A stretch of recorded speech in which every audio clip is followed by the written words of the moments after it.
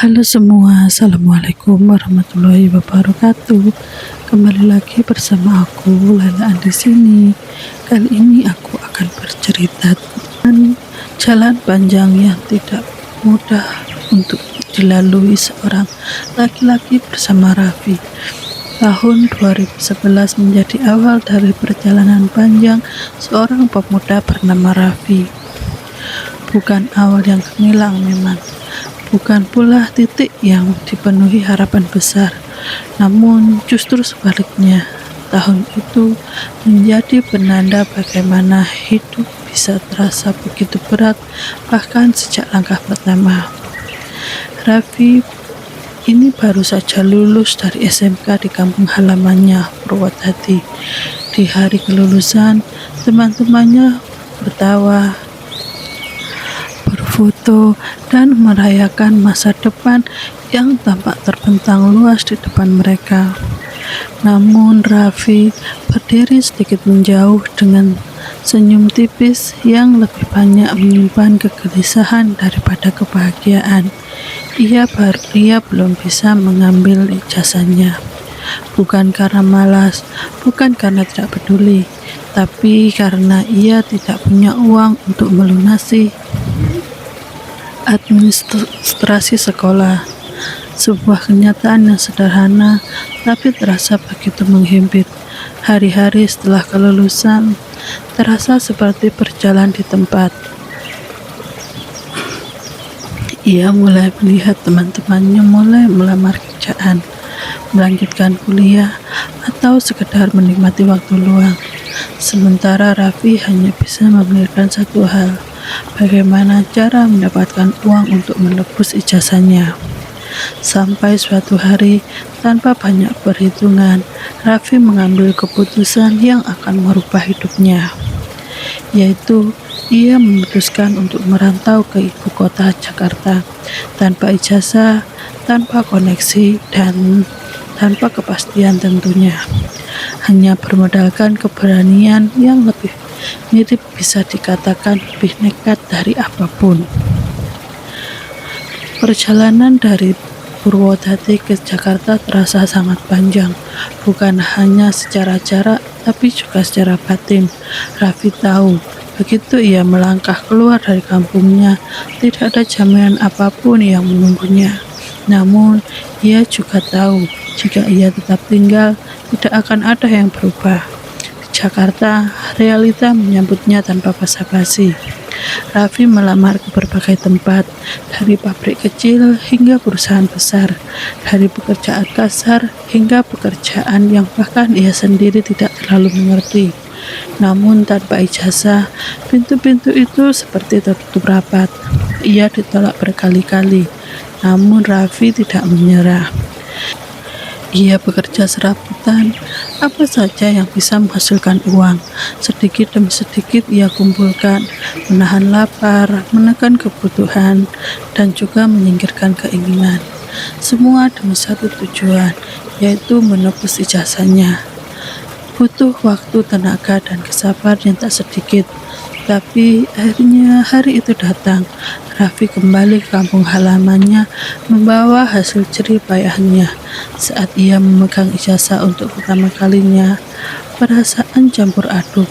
Ada rasa bangga, lega, tapi juga ada kesadaran bahwa perjalanan ini baru saja dimulai. Dengan ijazah di tangan, Raffi kembali ke Jakarta. Kali ini ia merasa sedikit lebih percaya diri. Namun, dunia kerja tidak semudah yang ia bayangkan. Tanpa skill khusus, tanpa pengalaman, dan tanpa orang dalam tentunya, Raffi kembali menghadapi kenyataan yang keras. Ia sempat diterima di sebuah pabrik melalui sebuah yayasan. Pekerjaan itu berat, lingkungannya berdebu, gajinya pun sangat kecil di bawah UMR. Raffi bertahan sekuat tenaga, sekuat yang ia bisa, tapi akhirnya dia menyerah. Bukan karena ia lemah, tapi karena ia tahu tubuhnya punya batas. Ia pindah lagi ke pabrik yang lain, tapi di sana pun tidak bertahan lama. Lingkungan kerja yang tidak cocok membuatnya kembali keluar. Hari-hari berlalu dengan pola yang sama, mencoba lagi, gagal lagi, mencoba lagi, dan gagal lagi. Sampai pada akhirnya ia punya kesempatan untuk bekerja di salah satu pabrik motor yang cukup terkenal. Itu menjadi salah satu titik terang dalam hidupnya. Raffi bekerja dengan sungguh-sungguh. Ia mencoba belajar, beradaptasi, dan bertahan.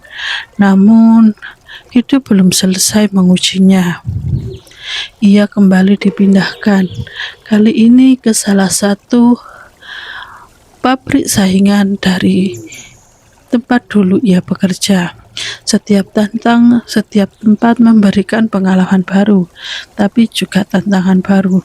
Ketika pekerjaan di pabrik tidak selalu stabil, Raffi tidak ragu mengambil pekerjaan lain.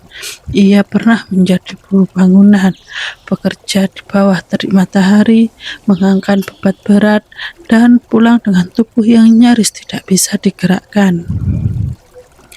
Ia juga pernah berjualan kembang api di pasar malam. Malam-malam panjang, di bawah lampu warna-warni, suara riuh rendah pengunjung, dan harapan kecil agar dagangannya laku. Raffi menjalani semua itu tanpa banyak mengeluh. Bukan karena ia tidak lelah, tapi karena ia tahu ia tidak punya pilihan lain. 5 tahun berlalu, 5 tahun pun ia merantau di Jakarta. 5 tahun ia mencoba untuk bertahan. Namun ketika ia melihat ke belakang, Raffi merasa semuanya kosong. Ia tidak punya tabungan yang berarti, tidak punya posisi yang stabil, tidak punya sesuatu yang bisa ia banggakan. Semua terasa seperti berjalan tanpa arah. Sampai suatu hari, undangan reuni SMA-nya datang. Raffi sempat ragu untuk datang, tapi akhirnya ia memutuskan untuk hadir. Di sanalah ia melihat sesuatu yang mengguncang hatinya. Teman-temannya sudah melangkah jauh. Ada yang menjadi guru, ada yang menjadi tentara nasional, ada yang bekerja sebagai PNS, ada pula yang sudah menjadi karyawan tetap di perusahaan besar. Mereka berbicara tentang pencapaian, tentang rencana masa depan, tentang kehidupan yang terlihat sangat-sangat mapan. Sementara Raffi hanya bisa tersenyum. Tapi di dalam ada sesuatu yang terasa hancur. Malam setelah reuni itu, Rani tidak bisa tidur. Ia terus memikirkan hidupnya. Dalam benaknya, ia terus bertanya, "Kenapa aku masih di sini?" Pertanyaan itu terus berputar di kepalanya. Untuk pertama kalinya, ia merasa benar-benar tertinggal. Namun, justru di titik inilah sebuah keputusan besar lahir. Raffi mulai mencari informasi tentang kerja di luar negeri. Awalnya hanya iseng, sekedar melihat-lihat, tapi semakin ia mencari, semakin ia merasa ada peluang di sana. Sampai akhirnya tanpa sengaja, ia menemukan sebuah LPK Korea di kotanya sendiri. Bukan di pusat kota memang, tapi di pinggir kota. Tempat itu sederhana, tidak terlalu meyakinkan bagi sebagian orang. Tapi bagi Raffi, itu seperti secercah harapan. Tanpa banyak berpikir panjang, ia memutuskan untuk mendaftar. Namun, ia tidak punya cukup uang. Tapi kali ini, Raffi tidak mundur. Ia memberanikan diri untuk mengambil pinjaman. Keputusan yang tidak mudah, tapi ia tahu jika ia tidak mengambil resiko, ia akan tetap berada di tempat yang sama. Hari-hari di LPK menjadi salah satu masa paling berat dalam hidupnya. Ia harus belajar bahasa Korea dari nol, menghafal, memahami, dan berlatih setiap hari. Tekanan mental terasa luar biasa. Seringkali ia merasa ingin menyerah, namun setiap kali hampir jatuh, ia teringat pada semua yang sudah ia lalui. tentang perjalanan dari Purwodadi ke Jakarta, tentang kerja keras untuk menebus ijazah, tentang 5 tahun yang terasa kosong. Ia tidak ingin semua itu sia-sia. Sampai hari ujian pun tiba. Raffi duduk dengan tangan dingin, dengan jantung berdebar kencang. Ini bukan sekedar ujian, ini adalah kesempatan. Dan ketika hasil diumumkan, Raffi dinyatakan lulus. Hanya dengan 1 kali ujian, ia berhasil. Pada tahun 2017, Raffi akhirnya terbang ke Korea. Untuk pertama kalinya, ia meninggalkan tanah air dengan tujuan yang jelas. Namun, kehidupan di sana tidak serta-merta menjadi mudah. Namun justru sebaliknya. Tekanan kerja, perbedaan budaya, bahasa, dan jarak dari keluarga membuat mentalnya benar-benar diuji. Raffi merasa seperti dihancurkan sedikit demi sedikit. Namun, nyatanya ia tetap bertahan karena ia tahu ia tidak bisa kembali dengan tangan kosong. Masa mudanya habis di perantauan. Ia melewati banyak hal, banyak waktu bersama keluarga yang terlewatkan, momen kebersamaan, bahkan kesempatan untuk hidup dengan lebih santai. Tapi di balik semua itu, Raffi juga memahami sesuatu, kekuatan.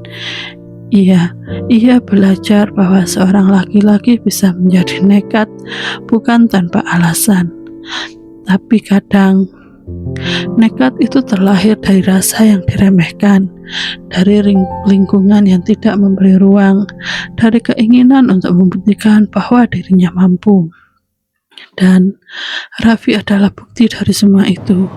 Suatu hari, di sela-sela pekerjaannya, ia duduk sendiri dan memikirkan masa depan. Ia belum tahu akan hidup seperti apa nantinya.